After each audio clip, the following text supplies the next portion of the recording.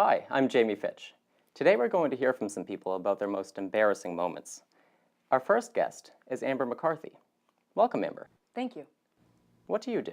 I work at an advertising agency. Really? Interesting. Could you tell us about an embarrassing moment you've had? Well, right after college, I got my job at the agency. At the end of the first week, my supervisor called me into a meeting with an important client. The moment I walked in, they stopped talking and looked at me. I looked so unprofessional, it was so embarrassing. I realized I was the only one not wearing a suit. I looked like I was still in college. I should have asked about office dress codes. Yes, but you dress very professionally now. Live and learn. Thanks for sharing that story with us. Sure. Now I'm speaking with Evan Kim. Evan, what do you do? I work for a technology company. What's the most embarrassing thing that's ever happened to you? I was attending a conference out of town and staying with an old friend, Ed, and his family. Good to see you. Yes, good to see you. Ben, so nice to finally meet you. Hi, Michelle. Come on in. The first morning, I overslept. I was rushing to leave the house.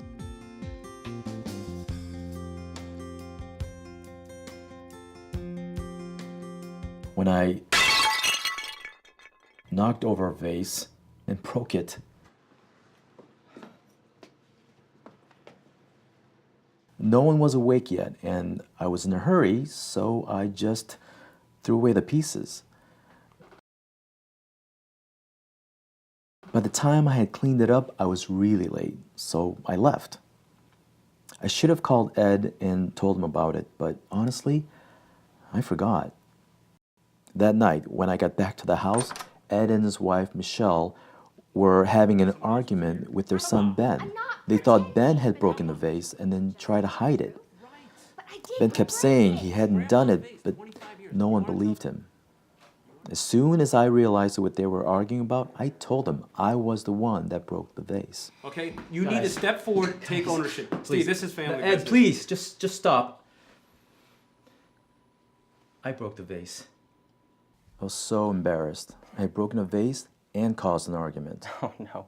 Well, what should you have done? I should have left a note or called or something. I offered to buy a new vase, but Michelle didn't want that. It turns out the vase was a family heirloom and very special to her. If I had known that, I would have woken her up, told her about it when it happened. Michelle, I'm sorry. Ben, I'm sorry. She forgave me, but her son still won't talk to me. Oh, he will eventually. I hope so. Maybe I should have bought him something to apologize. Thanks for the story, Evan. And now let's talk with Alexis Reynolds. Welcome. Thank you. What do you do, Alexis? I'm a student, and I also work part-time at a theater.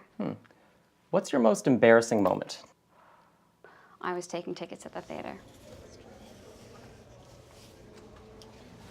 There were all these really famous actors. Everybody was there. It was a very important performance. One of the reasons that I work at the theater is so I can see the plays for free. So after I'm finished taking tickets, I can go sit in the back and watch the play. And so I was sitting there, and I was totally into it, and the audience was just spellbound. And right at the most dramatic moment of the play, my cell phone rang. Oh my gosh. Just wait, it gets so much worse. So my ringtone is hip hop, and it was turned all the way up. I mean, really loud. And of course, I couldn't find my phone in my bag.